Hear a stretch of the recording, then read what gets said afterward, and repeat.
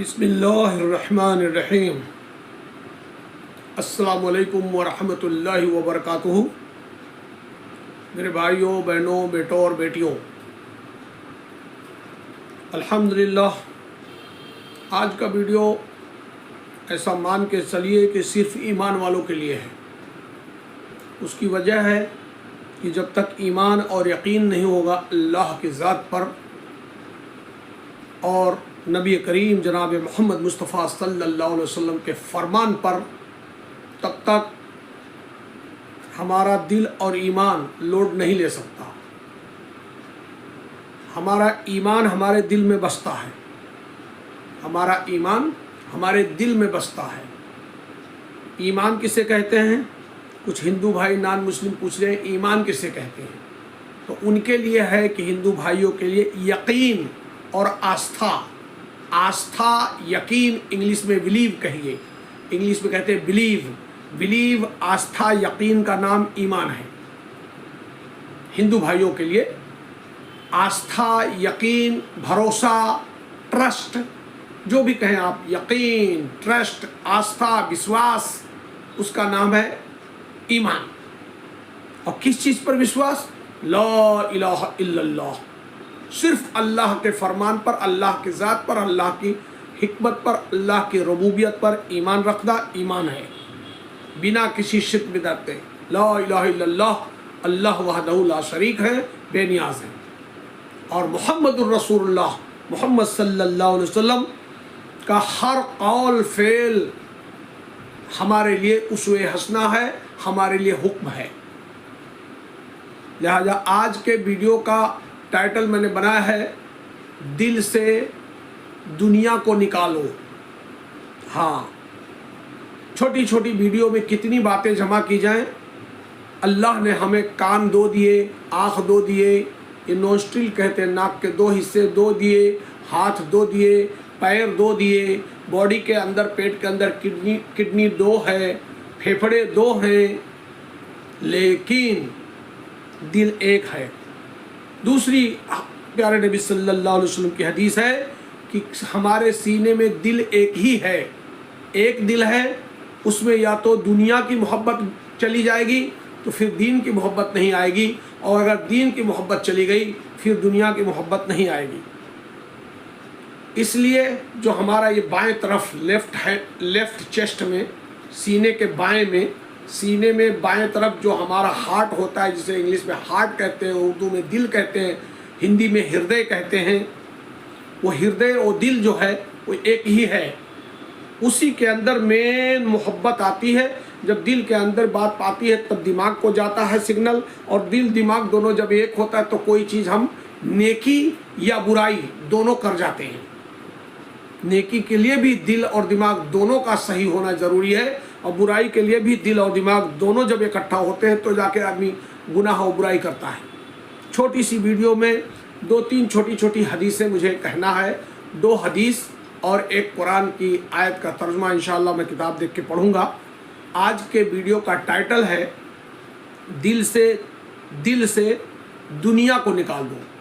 अब दुनिया क्या है? दुनिया माल, दौलत, बीबी, बच्चा, प्रॉपर्टी, जो कुछ हमारे सराउंडिंग्स है उसका नाम है दुनिया।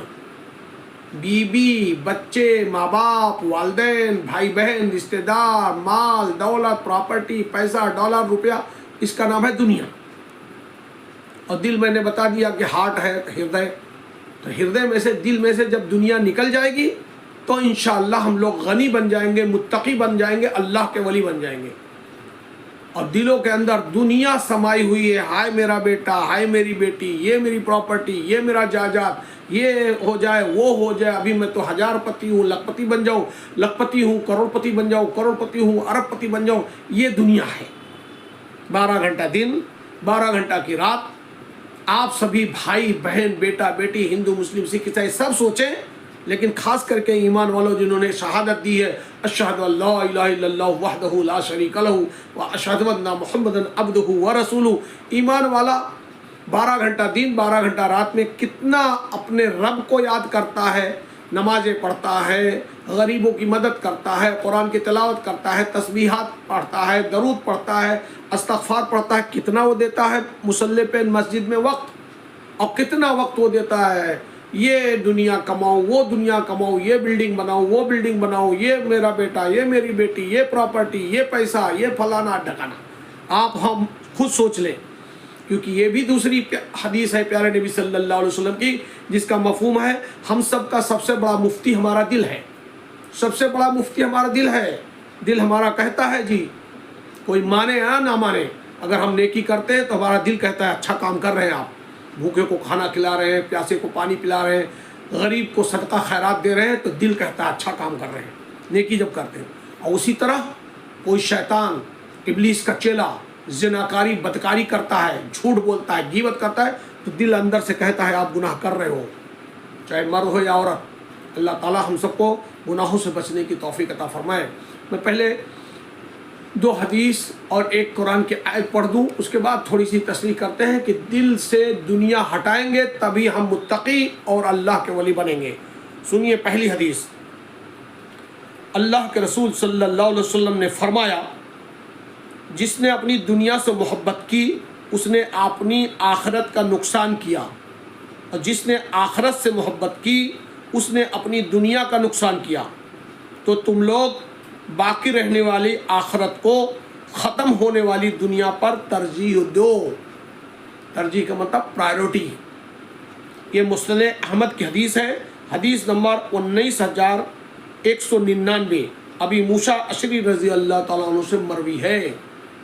پھر سے ایک بات سنیں، رسول اللہ صلی اللہ علیہ وسلم نے فرمایا، جس نے اپنی دنیا سے محبت کی اس نے اپنی آخرت کا نقصان کیا، اور جس نے آخرت سے محبت کی اس نے اپنی دنیا کا نقصان کیا۔ تو تم لوگ باقی رہنے والی آخرت کو ختم ہونے والی دنیا پر ترجیح دو۔ ترجیح مطلب پرائرٹی۔